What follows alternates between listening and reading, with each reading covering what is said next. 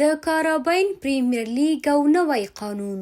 د شلوریز کرکټ د ګړندي ماهیت ساتلو لپاره د کارابین پریمیر لیګ کې سږکال د لومړي ځل لپاره د سور کارت نوی قانون اضافه کیږي.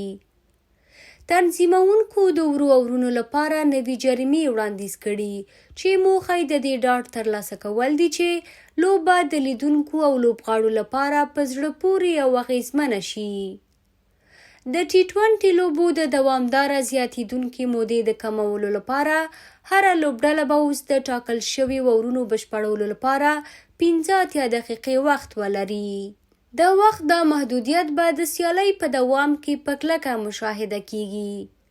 د ډګر ساتنې له لوبډلې تمه کیږي چې 18 اور په 22 دقیقه او 15 ثانیو، 18 اور په 24 دقیقه او 13 ثانیو او 19 اور په 80 دقیقه او 45 ثانیو کې بشپړ کړي. څارنه به دریم لوبڅار ته هم غځول کیږي چې د هرې لوبې وروسته لوبډل مشرانو ته امتیازات او همدارنګه د سکرین ګرافیک له لارې لیدونکو ته خبر ورکړي.